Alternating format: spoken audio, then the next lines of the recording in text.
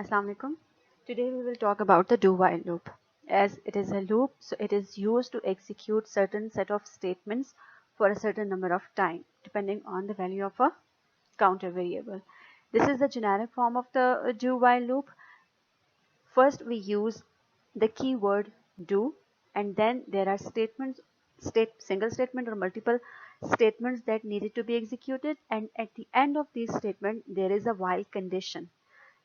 These statements will be executed until and unless this condition is true. This is the body of the loop. Like a while loop, but with condition tested at the bottom. In while loop, if you remember, there is a condition at the top and then there is a body of the loop. In case of do while loop, there is a body of the loop and the condition is at the end. So first the body of the loop is executed and then the condition is checked. The semantics of do while is we first execute the statements that are written inside this do structure.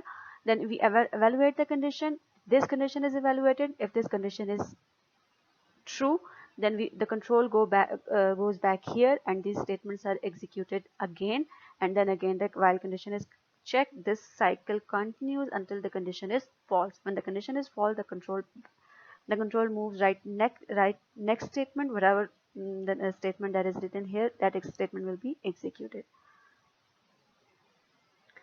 Okay. The difference between the for while loop and the do while loop is the for loop and the while loop may or may not execute.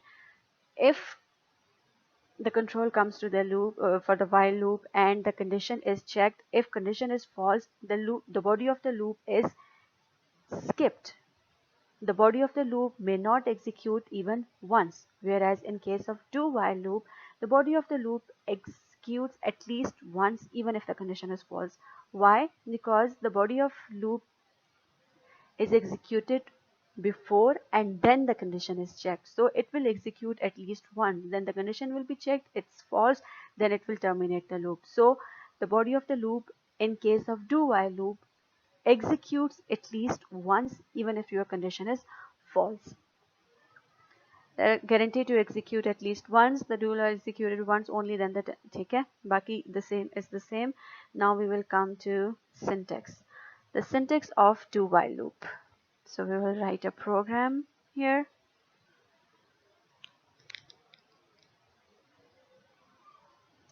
File, new source file. So first we will write header file. Sorry.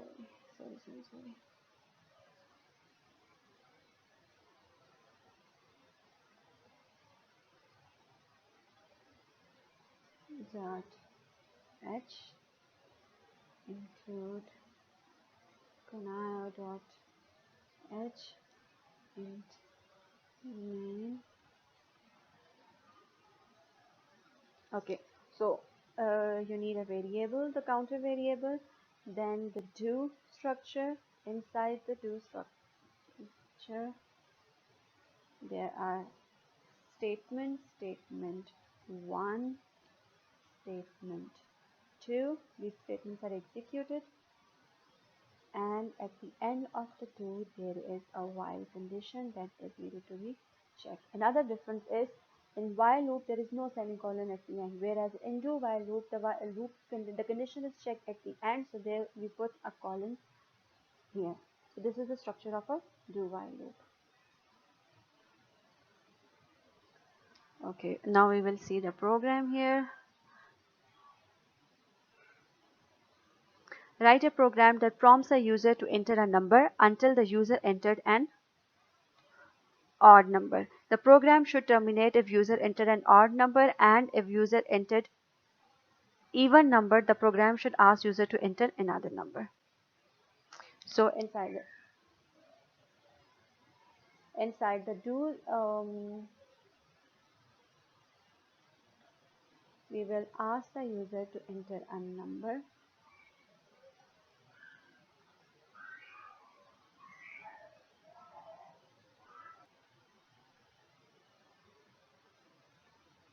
Scanf percentage d, and that value will be saved against a. Okay, what does the program says here? It says The program should terminate if the user entered an odd number. So your while condition must be the while loop, do while loop will execute until and unless A is a prime number. If A is a prime number, this will execute again. A is a even number, this will execute again. Even number, this will execute again. And if the user entered an odd number, this loop must terminate. And here we need to show a message, printf user entered odd number.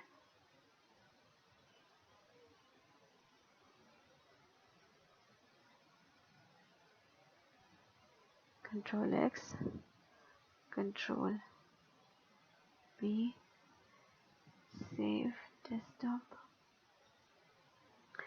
Okay, let's see if it works.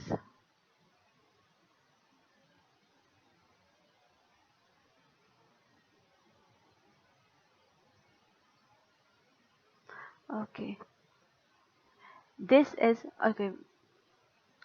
As left operand of the assignment, this is an assignment operator. If you remember, for comparison or for the condition, we do not use assignment operator, we use the comparison operator. A comparison operator for equality is double equal. That's the error. So now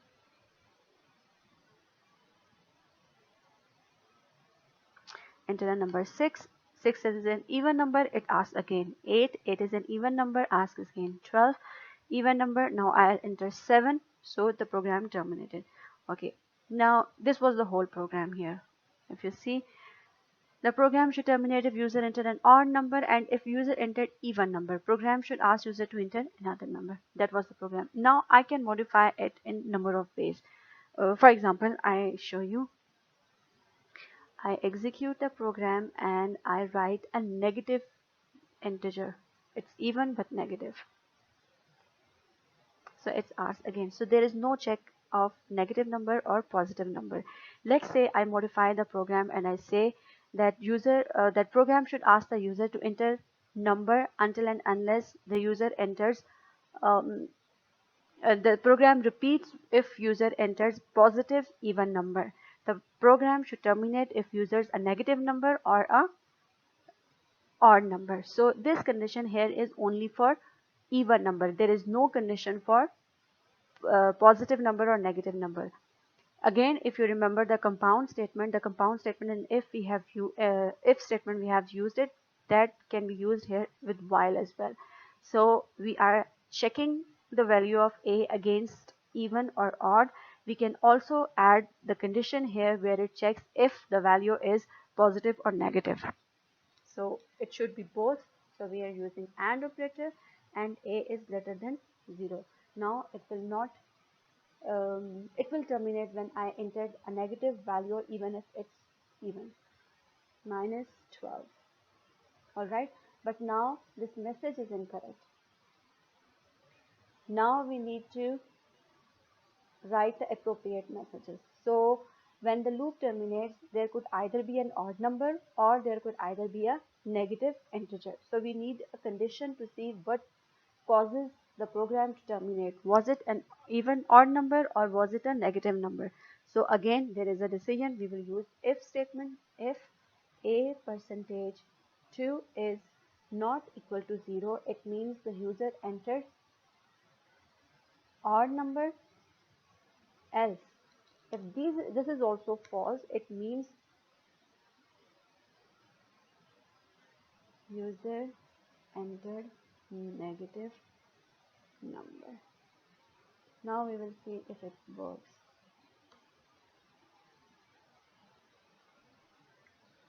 So I enter 8 even number, 24 even number, I enter minus 2, it terminates and it says user entered negative number.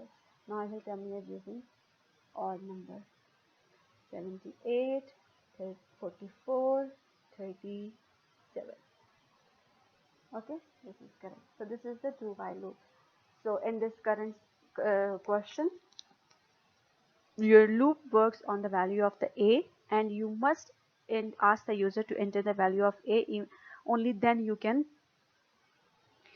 work on it to check if it's even or odd. So this kind of a question, a loop must execute at least once, so I used do while loop. Okay, I also added an example here.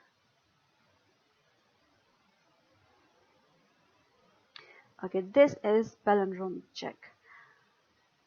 Palindrome is a number that is the same in reverse. For example, if I write here 137 and 141, this number reverses 731. So 137 is not equal to 731. So this number is not palindrome. This number right here is forward, it's 141, reverse, it's 141. So this number is the same forward and the backward. So this number is palindrome. This program here checks if a given number is palindrome or not. So the statement of the loop, there are three statements, 1, 2, and 3. What is these statements? How does this program work is, in the first statement, the percentage operator is used, and this statement retrieves the rightmost digit of the number. The second statement here, this one,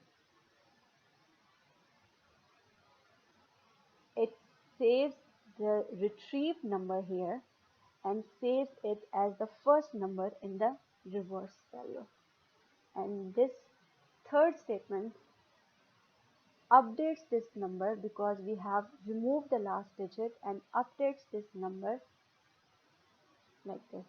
We divide by 10, so the last number is removed here and you are left with this number. So this loop continues again. In the second statement, in the second iteration, this 4 will be removed, this 4 will be saved here using this statement, and then the number is changed to 1. In third iteration, this 1 will be retrieved here, it will be saved it as here, and then your number will be updated to 0. And if you see here, your while condition a is not equal to 0. So these iterations will work here, and now the value of a is equal to 0. This value becomes false, so this loop will not execute again. Then this statement here, if it checks, the number was 141 and then you have a reverse 141. It checks these two values. If these two values are the same, it is palindrome, else it is not a palindrome. So I ask you to write write a number, any number, at least 4 or 5 digit number, and then dry run this program and see if it works correctly. Thank you.